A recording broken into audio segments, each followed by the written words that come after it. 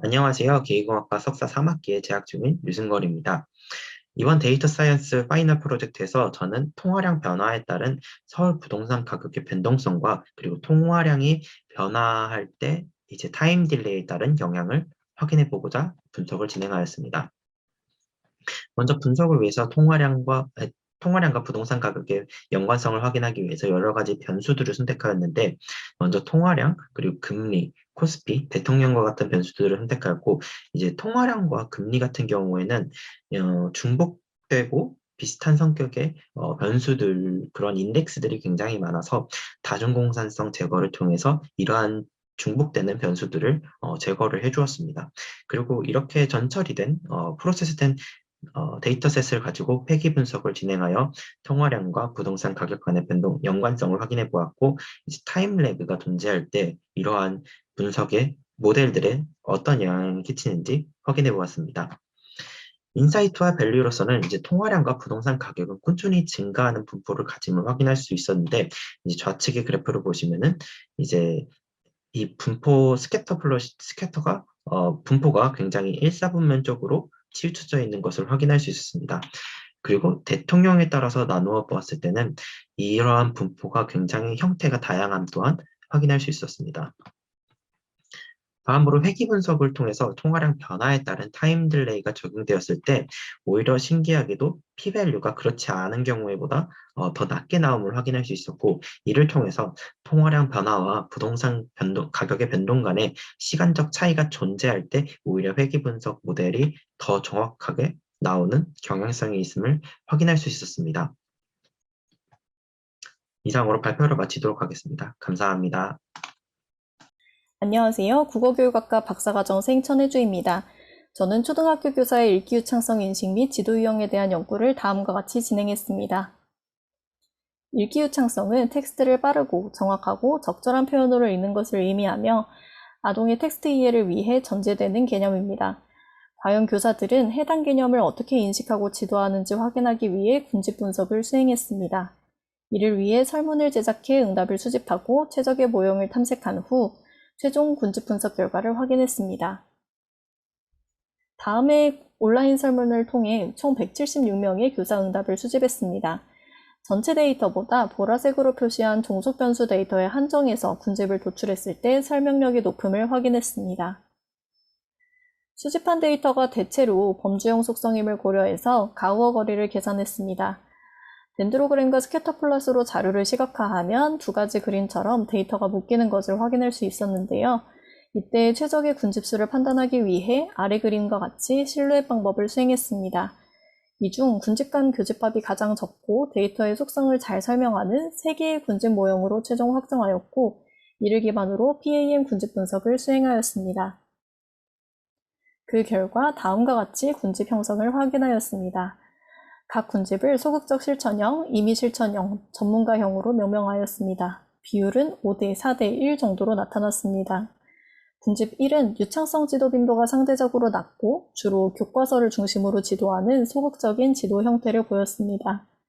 군집 2는 읽기 유창성에 대해 다소 정확하지 않은 인식을 가지고 있음에도 지도 빈도는 군집 1보다 상대적으로 높은 수준이었습니다. 군집 3은 전문 평가 도구 등 다양한 자료를 적극적으로 활용하고 지도 빈도도 세 군집 중에 상대적으로 높은 편에 속했습니다. 연구 결과를 바탕으로 국내 초등학교의 유창성 지도가 다소 소극적인 수준이라는 점, 이를 보완하기 위해 교사를 대상으로 한 유창성 관련 트레이닝을 풍부하게 제공해야 하는 점을 확인할 수 있었습니다. 감사합니다. 안녕하세요. 교육학과 김영서입니다. 제가 관심 있는 주제는 청소년의 글로벌 역량으로 최근 다양한 글로벌 이슈가 발생하고 있는 가운데 더 주목받고 있습니다.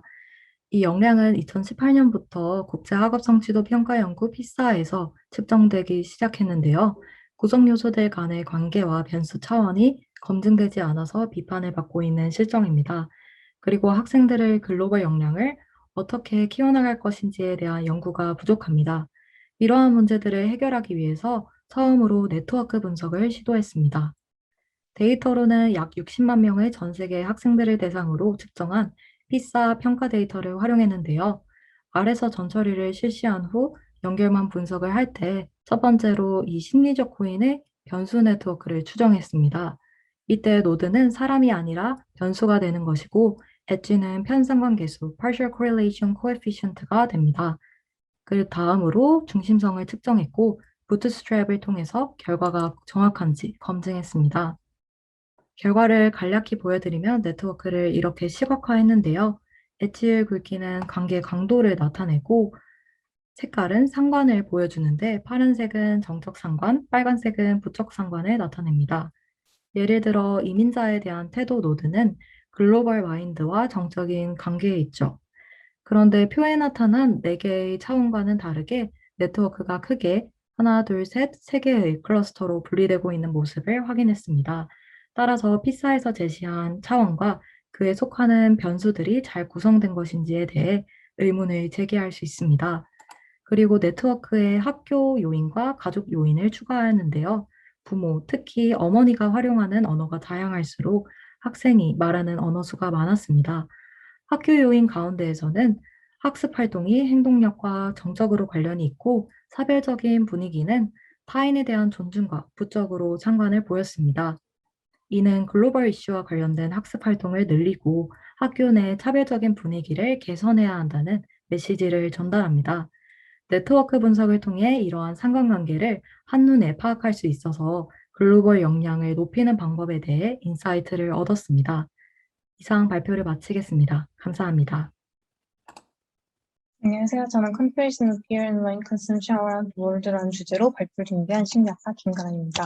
먼저 제가 인사이트를 얻은 방향에 대해서 간략히 소개를 드리면 제가 최근 알코올을 투여하는 실험을 설계 중이었는데 이때 어떠한 알코올을 투여해야 하는가에 대한 의문이 생겨서 서양 연구들을 살펴보니 한국에선 주로 소주를, 미국에선 주로 맥주를 투여하고 있었습니다. 따라서 미국에서는 맥주를 표준 주종으로 맥주 잔을 표준 잔으로 제정했었는데요. 이에 따라 대부분의 국가들이 맥주를 표준 주종으로 사용하고 있었습니다. 하지만 프랑스나 이탈리아 등을 떠올려 보면 맥주 소비량보다 와인 소비량이 더 많을 것이라 쉽게 예측할 수 있는데요. 따라서 저는 표준 알코올이 국가별로 다를 수 있는데 이는 한 국가가 어떤 술을 더 많이 소비하는지에 따라 결정되어야 할 것이다 라는 인사이트를 얻을 수 있었고요. 이를 위해 각 주종별로 국가에서 소비량의 차이가 어떠한지 그리고 어떤 관계를 보이는지를 확인하고자 했습니다. 이를 위해 제가 사용한 데이터는 Alcohol Consumption Around the World라는 데이터였고요. 제가 사용한 데이터 컬러는 Country, Beer Servings, Wine Servings입니다. 먼저 지지플랫을 이용해 산전도를 그려보았고 다음으로 국가 내에서 맥주와 와인 소비량이 유의한 차이가 있는지를 확인하기 위해서 페어드 T 테스트를 진행했는데 그 결과 T가 8.76 정도로 유의했기 때문에 한 국가 내에서 맥주와 와인 소비의 차이가 존재함을 확인할 수 있었습니다. 그리고 맥주 소비량과 와인 소비량의 상관이 없다는지를 분석해보니 0.527 정도의 유의한 상관을 보였는데 보시는 것처럼 0으로 기록된 국가들이 많았기 때문에 이 상관을 해석하는 것이 조금 어려웠습니다. 따라서 저는 각 주종별로 더 많이 소비하는 국가들의 차이가 있는지를 확인하기 위해 상위 30개 소비국을 뽑아 막대 그래프를 그려보았는데요. 맥주의 경우는 나미비아나 체코, 가봉 등이, 와인의 경우는 프랑스나 포르투갈 등이 많은 소비량을 보여서 보시는 바와 같이 소비 국가의 패턴이 다름을 확인할 수 있었습니다. 전 조금 더 쉬운 시각화를 위해서 각 주종별 월드맵을 그려보았는데 맥주의 경우 보시는 것처럼 대부분의 국가에서 맥주를 소비하고 있었고 특히 남아프리카나 유럽에서 높은 맥주 소비량을 보였습니다. 반면 와인은 이제 유럽이나 호주 등이 집중된 소비량을 보였는데요. 따라서 이 두 가지 월드맵을 함께 보시면 맥주 소비량과 와인 소비량이 다름을 확인할 수 있었습니다. 따라서 저는 각 국가에서 더 많이 소비하는 주종에 따라서 표준 주종과 표준 잔을 제정해야 한다라고 말을 하고 싶었지만 이 데이터의 한계, 그러니까 0이라고 기록된 국가가 많았다든지 아니면 와인과 맥주에 한정되었기 때문에 더 정확하고 더 다양한 데이터를 사용하여 분석하면 더 재밌을 것이라 생각합니다. 감사합니다. 안녕하세요. 단순 노무 종사자의 건강에 영향을 미치는 요인 파악이라는 주제로 발표를 할 교육 축적 통계 전공 하승혁입니다. 한국의 노동자 대비 사망자 수는 OECD 내에서 계속 상위권이었습니다. 안전보건공단에 의하면 2020년 재해자는 약 10만 8천 명인데 전체 사망자는 2,062명이었으며 사망자의 발생 원인은 다음과 같습니다. 이는 예측 불가한 노동환경과 노동자 건강 등 복합적 요인으로 인해 발생하였다고 보았습니다. 저는 노동자 건강에 집중하였고 이에 영향을 주는 요인을 알아보고자 하였습니다. 원자료가 너무 많아서 SPSS와 R로 전처리를 2번 시행했습니다. 387개의 결측치는 각 변수의 평균을 반올림해서 적용했습니다. 그리고 안전하고 건강한 근로환경의 조성을 밸류로 안전사고로 이어질 수 있는 요인을 제거 또는 감축하는 대책 마련을 인사이트로 정했습니다. 종속 변수는 단순 노무 종사자의 전반적인 건강 상태를 사용했습니다. 독립 변수로는 연령, 주당 근무 시간 등 총 18개의 변수를 넣었습니다. 이렇게 변수를 투입한 후 박스 플롯에서 이상치가 발생하였음을 확인하였습니다. 요인에 노출된 정보 중 이상치가 나온 모든 요인을 제거하려고 하니 데이터셋이 하나도 남아있지 않았습니다. 따라서 부득이하게 나머지 변수로만 이상치 처리를 하였습니다. 이후에는 그래프로 변수들의 분포를 확인하였고 트레인셋과 테스트셋을 8대2로 나누었습니다.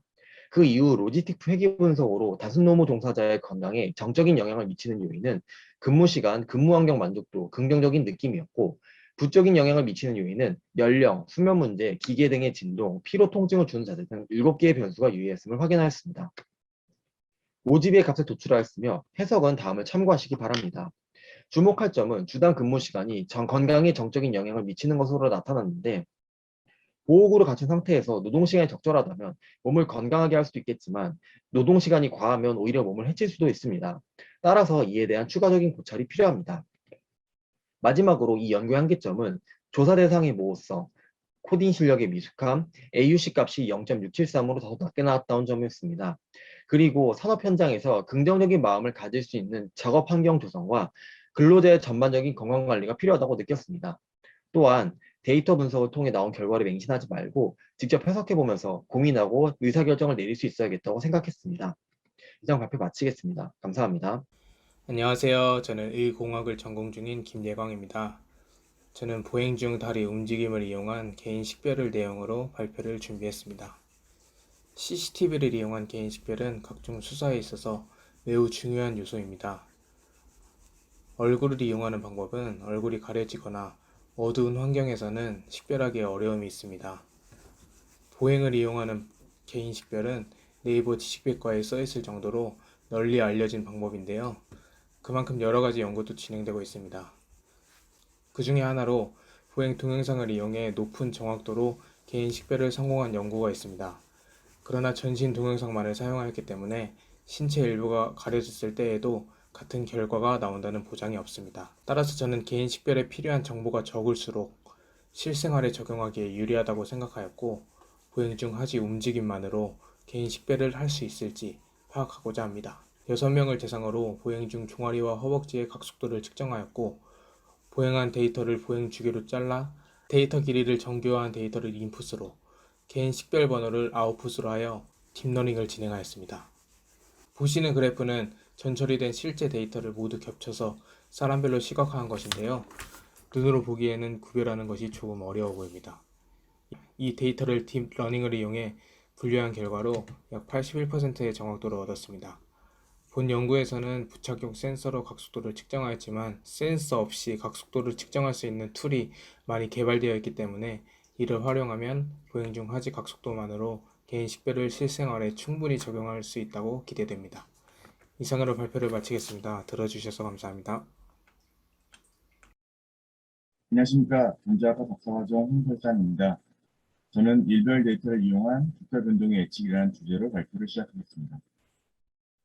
이번 주제의 미션은 데이터 과학을 통해 주가의 방향을 예측하고 돈을 벌어보자는 것입니다.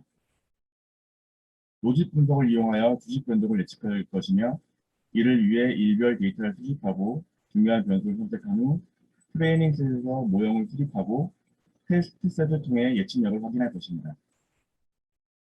13가지 일별 자료를 바탕으로 39개의 설명 변수를 생성하고 모형 선택 과정을 통해 4번 모형이 선택되었고 선택된 설명 변수는 나스닥 지수와 상하이 지수의 전일자 변동률입니다.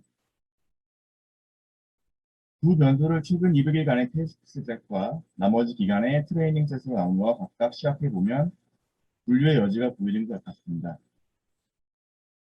변수 선택과 전처리 과정을 통해 다음과 같은 결과를 도출하였습니다. 예측의 정확도는 60.5%, 주가 하락 시 하락을 예측하는 확률은 43%, 주가 상승 시 상승을 예측하는 확률은 73%로 나타났습니다. 모형 선택을 통해 주가의 방향을 예측한 결과 정확도는 61%로 비교군 대비 조금이나마 증가하였고 특히 투비도는 73%로 높은 예측력을 보여줍니다. 다만 상승에만 베팅하는 전략에 비해 예측력이 1.5%만 상승한 점, 하락을 예측하는 민감도가 낮은 점, 이론에 기반하지 않아 이유를 설명하기 어려운 점은 한계점입니다. 마지막으로 39개 변수 중 단 2개 변수가 예측에 이용되는 것을 보면 단순히 설명 변수의 개수를 늘리기보다 적절한 변수를 찾는 것이 더 중요한 것임을 알 수 있습니다. 이상으로 발표를 마치겠습니다. 감사합니다. 안녕하세요. 저는 교육학과 상담 전공의 홍소은이라고 합니다. 저의 연구 주제는 다음과 같습니다. 과학기술정보통신부의 2020년 스마트폰 과의존 실태조사에 따르면 우리나라 스마트폰 과의존 위험군 비율은 코로나19 이후 가장 큰 상승폭을 보였고 특히 청소년 측에서 미디어 기기 중독 수준이 가파르게 상승한 것으로 나타났습니다. 아동 청소년의 과도한 스마트 기기 사용에 영향을 주는 변인들로는 주 양육자인 어머니의 양육행동과 아동의 실행 기능이 있습니다. 두 요인이 각각 아동의 스마트폰 중독에 영향을 미치는 것처럼 보이지만 서행 연구에서 부모의 양육행동과 자녀의 실행 기능의 관계가 밀접한 것으로 보고되고 있습니다. 따라서 본 연구에서는 아래 그림 1 모형을 통해 부모의 양육행동 세 유형 각각이 아동의 미디어 기기 의존에 미치는 영향에서 실행 기능 곤란의 역할을 검증하고자 합니다. 이처럼 독립변수와 종속변수의 연결고리가 왜 발생했는지 몇 개 변수를 통해 설명한 연구를 매개효과 검증이라고 합니다. 본 연구는 육아정책연구소의 종단 데이터인 한국아동패널 11차년도 자료를 사용하였고 관심 변인들에 대한 결칙치는 없어 전체 1,401명의 자료가 최종 분석에 사용되었습니다. 분석은 모두 R 프로그램으로 진행되었고요. 먼저 참시전 데이터 분석을 실시한 후에 사이클 패키지의 메디 함수를 사용을 해서 매개효과를 검증하였고 구체적으로 유의성에 대한 검증은 부스트래핑 방법을 사용했습니다. 회번수는 5,000개, 신뢰 구간 95%로 설정하였습니다. 연구 결과 변인들의 정규성과 상관관계가 모두 유의하게 검증이 되었습니다.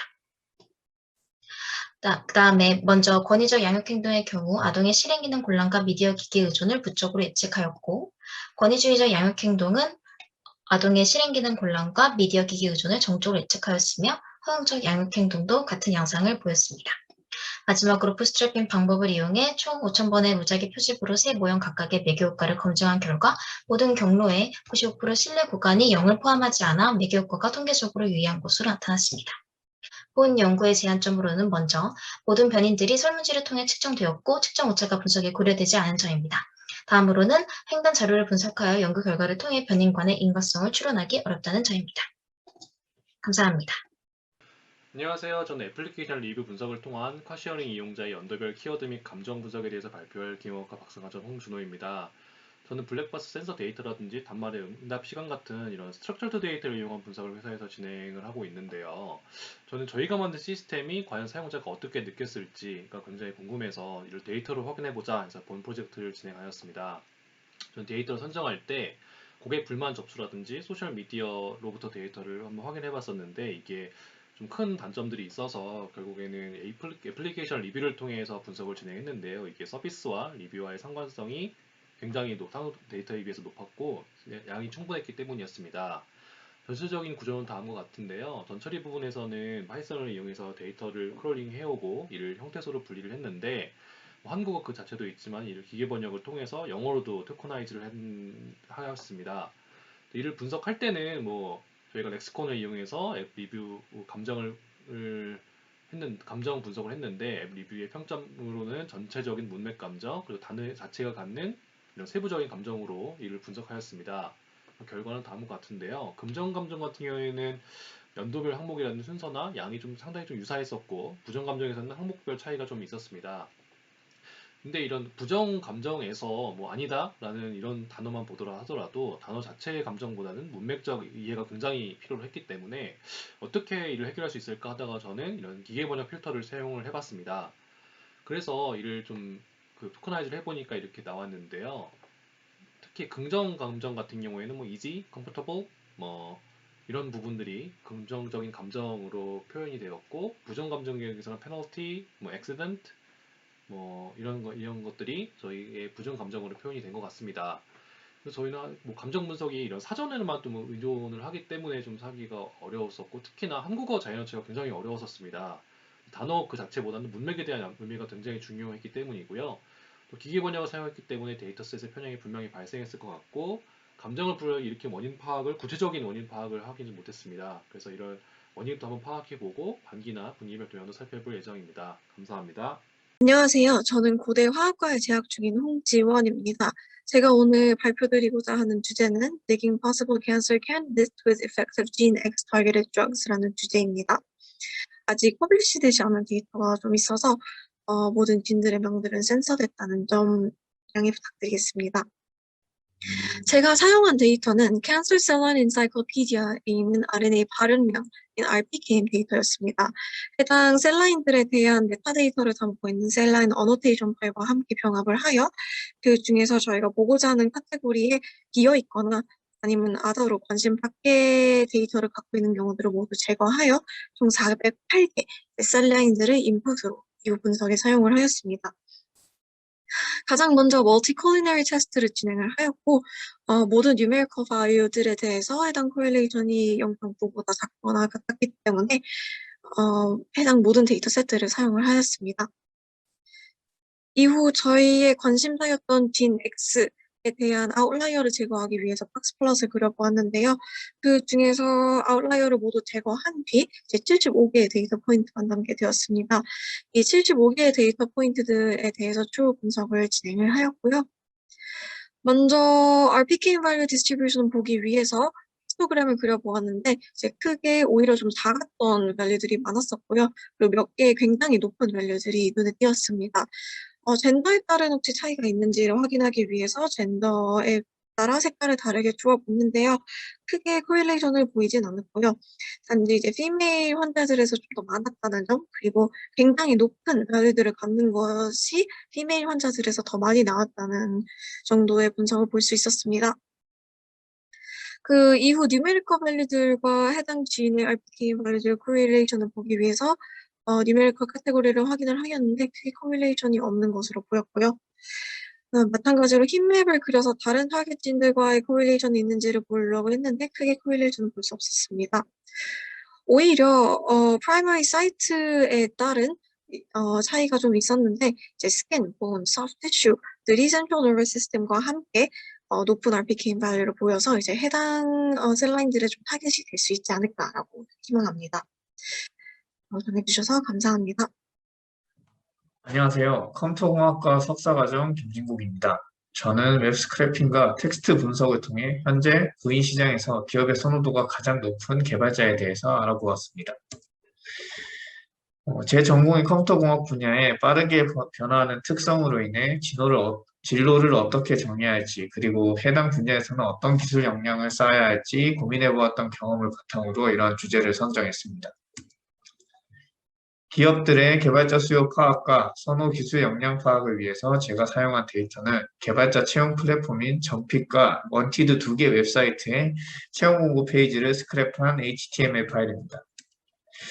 앞서 설명드린 HTML 파일에서 데이터 전처리를 통해 필요한 데이터만을 추출해 데이터 프레임 형태로 변환을 했고, 이를 통해 확보한 채용 공고 문구 텍스트 데이터를 토크나 불영어 제거, 영어 치환 등의 과정을 거쳐 분석 후 워드 클라우드와 막대 그래프 형태로 시각화하는 방식으로 분석을 진행했습니다. 분석 결과 개발자 채용 공고 문구에서 가장 빈번하게 등장한 단어는 웹서비스의 서버단을 개발하는 개발 직군을 의미하는 백엔드였습니다. 그리고 백엔드 개발자를 채용하는 기업들이 지원자들에게 가장 많이 요구한 기술 역량 탑3는 순서대로 REST API, MySQL, 그리고 PHP였습니다. 이와 같은 결과를 통해 확인한 처음의 질문, 현재 기업들이 가장 선호하는 개발자에 대한 대답은 REST API를 기본 구조로 삼고 데이터베이스는 MySQL을 사용하는 웹서버를 PHP 언어로 개발한 경험이 있는 백엔드 웹 개발자임을 알 수 있었습니다. 여기까지 발표를 마치겠습니다. 감사합니다. 안녕하세요. 저는 서울시 공공자전거 데이터 분석 및 시각화에 대해서 발표할 도시재생학과 박하린이라고 합니다. 우선 목차는 이렇습니다. 저는 따릉이 데이터 분석을 위해 서울 열린 데이터 광장에서 2020년 7월부터 12월까지 서울시 공공자전거 월별 이용 정보를 받았으며 기상청에서 같은 기간 동안의 기온 정보가 포함되어 있는 데이터를 받았습니다. 분석 결과를 말씀드리자면 2020년 하반기 서울시에서 가장 인기가 많은 대여소는 뚝섬 유원지 여의나루 등 한강과 밀접한 지역의 대여소임을 알 수 있었습니다. 다음으로 기온과 따릉이 사용수는 어떤 관계가 있을지 알아보았는데요. 월별 평균 기온이 25도 이상, 그리고 10도 이하일 때 이용수가 급격하게 주는 것을 확인하실 수 있습니다. 1일권과 정기권 구매자들의 연령대 분포에 대해 알아보았는데요. 연령대가 높을수록 정기권 비율이 높아지는 것을 확인하실 수 있습니다. 반면 따릉이를 가장 많이 이용하는 연령대는 청년층인 것으로 나타났습니다. 이는 정기권 비율과는 상반된 결과인데요. 연령대에 따른 이동거리를 보시면 20대의 이동거리가 압도적임을 알 수 있습니다. 또한 50대 따릉이 이용자보다 10대 이용자의 이동거리가 적은 것은 흥미로운 결과로 보입니다. 다음은 성별에 따른 이동거리를 알아보았는데요. 성별을 체크하지 않은 자료를 제외하고서 본다면 외국인을 제외하고 한국인의 모든 연령대에서 남성이 여성보다 더 많은 거리를 따릉이로 이동하였음을 알 수 있습니다. 결론입니다. 분석 결과 한강 주변에 가장 많은 이용률이 집중되어 있었으며 따릉이 사용률은 기온에 민감하여 온도와 주 사용층을 고려한 탄력적인 자전거 배치가 필요합니다. 또한 이것은 2020년 데이터이기 때문에 코로나 이전 시기 2019년의 따릉이 데이터와 비교가 필요하다고 생각되었습니다. 아쉬운 점이 있다면 이 데이터는 대여 장소는 기재되어 있으나 반납 장소가 기재되지 않아 경로 추적이 불가능하다는 점이었습니다. 앞서 말했듯 추후 코로나 이전과 이후의 따릉이 데이터 비교 분석을 통해 사용 패턴을 예측하고 포스트 코로나 이후에 대비하는 것이 필요하다고 생각됩니다. 감사합니다. 안녕하십니까. 문화사회 성격 심리학을 전공하고 있는 박연주입니다. 저는 학업 실패 경험과 수학 성적의 관계에서 교육 지원 방법의 조절 효과를 분석해 보고자 합니다. 제가 사용한 데이터는 케글 웹사이트에서 다운로드한 것으로 포르투갈의 중등 학생들이 수강하는 수학 수업에서 이루어진 설문조사 데이터이고 사회적, 성별, 그리고 학업 관련 정보들을 담고 있습니다. 이 변수들 중 독립 변수로 학업 실패 경험의 수를, 종속 변수로 최종 학기 수학 성적을, 그리고 조절 변수로서 학교 차원 교육 지원과 가족 차원 교육 지원, 그리고 추가 유료 수업을 설정한 세 모형을 살펴보고자 합니다. 다시 말해, 최종 학기 수학 성적에 대한 학업 실패 경험과 세 가지 종류의 교육 지원의 상호작용 효과를 알아볼 것입니다. 보시는 바와 같이 독립 변수인 학업 실패 경험의 경우 낮을수록 수학 성적이 높게 나타났고 조절 변수 중 학교 차원 교육 지원은 없을 경우 수학 성적이 더 높았으며 가족 차원 교육 지원은 있을 경우 수학 성적이 높았고 추가 유료 수업에 대해서는 큰 차이가 나타나지 않았습니다. 조절 변수가 학교 차원 교육 지원인 경우에는 독립 변수와 조절 변수의 주효과와 상호작용 효과가 모두 유의하였습니다. 다시 말해 학교 차원 교육 지원이 없을 때 학업 실패 경험과 최종 학기 수학 성적의 부적 관계가 더 강하게 나타났습니다. 다음으로 조절 변수와 가족 차원 교육 지원인 경우입니다. 독립 및 조절 변수 중 독립 변수의 주효과는 유효하였고 상호작용 효과는 나타나지 않았습니다. 다시 말해 가족 차원 교육 지원의 유무는 학업 실패 경험과 수학 성적 사이의 관계에 영향을 미치지 않았습니다. 마지막으로 조절 변수가 유료 추가 수업의 존재인 경우 독립 변수의 주효과가 유리하게 나타나고 상호작용 효과 또한 발견되었습니다. 즉 유료 추가 수업이 없을 때 학업 실패 경험과 최종 학기 수학 성적의 부적 관계가 더 강함을 알 수 있었습니다. 본 연구를 통해 학생들의 학업 실패 경험이 최종 수학 성적에 미치는 부적 영향을 세 종류의 학습 지원이 어떻게 조절하는지 알아보았습니다. 또 학교에 의해 이루어지는 교육 지원 및 추가 수업은 학업 실패 경험과 성적 간 부적 관계를 쥐어준다는 점에서 학생의 성적에 대한 개입을 생각할 때 학교의 역할이 매우 중요함을 알 수 있었습니다. 따라서 학교 차원에서 학생들에게 어떤 식의 도움을 줄 때 효과적인 개입이 될지를 신중히 고려할 필요가 있습니다.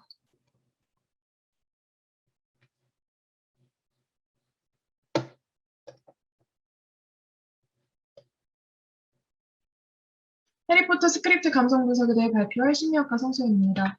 우선 데이터 분석부터 시작하겠습니다. 스크립트 데이터는 캐릭터, 대사, 영화 이렇게 세 가지 변수로 구성되어 있습니다.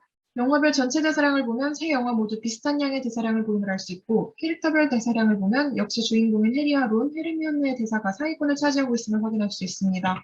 우선 빅 렉시콘의 결과를 보면 긍정의 단어 빈도가 부정 단어보다 높은 것을 확인할 수 있습니다. NRC 렉시콘에는 해리의 이름이 괴롭히다 등의 부정적 의미로 정의되어 해리를 포함할 때와 포함하지 않을 때를 구분하여 분석하였습니다. 해리를 제거하기 전에는 부정적 단어의 빈도가 가장 높았지만 해리를 제거하고 나니 긍정적 단어의 빈도가 제일 높은 것으로 나타나 빅 렉시콘의 결과와 동일함을 확인할 수 있습니다. 캐릭터별 많이 사용한 단어의 정서를 살펴보면 예외는 있지만 대부분의 교수들은 긍정적 단어의 빈도가, 학생들은 부정적 단어의 빈도가 상대적으로 높은 것을 확인할 수 있습니다. 아스인 렉시콘의 결과를 통해 전반적으로 쓰이는 긍부정 단어의 종류가 강한 어조보다는 상대적으로 약한 어조로 구성되어 있음을 파악할 수 있습니다. 세 영화의 월드 클라우드를 그려보면 세 편 모두에서 해리가 가장 많이 언급되는 단어임을 알 수 있습니다. 마지막으로 캐릭터별로 빈번하게 사용하는 단어를 살펴보면 몇 명을 제외하고는 모두 해리를 가장 많이 부르는 것으로 나타났는데 그와 비교적 가까운 사람은 해리로 그렇지 않은 사람은 포터로 부르는 것을 확인할 수 있습니다. 오른쪽의 TF-IDF 분석 결과를 살펴보면 좀 더 캐릭터별 특성을 잘 파악할 수 있습니다. 말포이의 경우 머드블러드가 가장 중요도 높은 단어로 나타나는데 이는 말포이의 성격을 잘 보여주는 결과라고 할 수 있습니다. 또한 해리포터의 마지막 편의 해리는 지니와 론은 헤르미온느와 커플이 되는데 이 TF-IDF 결과를 통해 그 결말을 미리 예측할 수 있습니다. 해리가 사용하는 단어의 중요도를 분석했을 때 헤르미온느는 없었지만 지니는 있고 헤르미온느의 결과에서도 해리는 없지만 론은 나타나는 것을 통해 그 결과를 유추해 볼 수 있습니다. 지금부터는 캐릭터 분석 결과를 보여드리겠습니다. 캐릭터의 데이터는 다음과 같이 구성되어 있는데 이 중에서 젠더와 하우스 데이터만을 사용하였습니다. 두 변수를 활용해 그래프를 그려보면 주인공들이 속한 그리핀도르, 슬리데린, 레븐클로, 후플푸프 순으로 많은 캐릭터가 등장하는 것을 확인할 수 있습니다. 이 분석을 통해 생각보다 영화에서 존재감이 없었던 레븐클로, 후플푸프 학생들도 많이 출연했음을 확인할 수 있고 오히려 그리핀도르와 슬리데린보다 이 두 기숙사에서 비슷한 남녀 성비를 보이는 것을 확인할 수 있습니다. 지금 이것으로 발표를 마치도록 하겠습니다. 감사합니다. 데이터와 기말 발표하도록 하겠습니다. 저는 법학과 다니고 있는 국제법 전공의 이동준이라고 합니다. 혹시 피드백이 있으시다면 저기에 표시되어 있는 이메일로 보내주시면 감사하겠습니다. 최근 WTO 보조금 협정에서 문제가 되는 환율 보조금에 대한 가장 기본적인 규명을 해보고자 하였고요. 이를 위해서 각종 주요 국가들의 환율과 수입, 수출, 그리고 RER 간의 관계 및 유의미성을 확인을 하고 이에 따라서 평가 절상 및 평가 절하의 기간에 수입과 수출에는 어떠한 관계가 형성이 되어 있는지를 확인을 해보고자 하였습니다. 1966년 1분기부터 21년 1분기까지의 분기별 각 주요 국가의 평균 환율을 수집하였고요. 절집값 전처리 방식으로는 다중대처법 중에서도 마이스 패키지 그리고 카트 방식을 이용해서 리그레션 트리를 만들어서 이제 랜덤 샘플들을 생성하였고 그 샘플들의 값으로 결집값을 대체하였습니다. 이제 주요 국가의 환율들과 RBER, 그리고 수입, 수출 간의 관계인데요. p-value들을 보시면 알 수 있으시겠지만 굉장히 낮게 형성이 되어 있고, 따라서 이제 주요 환율과 RBER, 그리고 수입, 수출은 굉장히 밀접한 관련이 있음을 알 수가 있습니다. 아래 보시는 빨간 선 기준 위 부분이 원화의 평가절 상된 부분이고, 빨간 선 기준 아래 부분이 평가절 하 되어 있는 부분입니다. 그래서 전반적으로 평가절 상 되어 있는 부분을 보시면 수입액이 수출액보다 많았기 때문에 우리나라는 어느 정도 무역에서는 적자를 보고 있음을 알 수 있고 평가절 하 되어 있는 부분을 보시면 미세하게나마 수출액이 수입액보다 앞서고 있기 때문에 해당 무역에서 우리나라가 어느 정도 이득을 보았음을 알 수가 있습니다. 따라서 환율의 평가절 상 및 평가절 하의 상황이 한 국가의 수입과 수출에 영향을 미쳤다는 점은 알 수 있었는데요. 해당 연구의 한계점으로는 이제 환율에 영향을 미칠 수 있는 다른 여러 요인들을 포함시키지 못했다는 점, 그리고 미국의 보조금법에 따른 이퀄리브리움 RER의 개념을 적용하지 못했다는 점, 그리고 세 번째로는 보조금 문제의 경우에는 특정 기업에 해당하는 것이나 해당 연구에서는 한 국가로 파악을 했다는 점을 들 수 있겠습니다. 해당 연구의 발전을 위해서는 이퀄리브리움 RER 계산을 조금 더 도입을 하고 그리고 문제가 되는 기업의 매출 영업이익을 계산하면 좀 더 괜찮아질 거라고 생각합니다. 발표 여기까지 하도록 하겠습니다.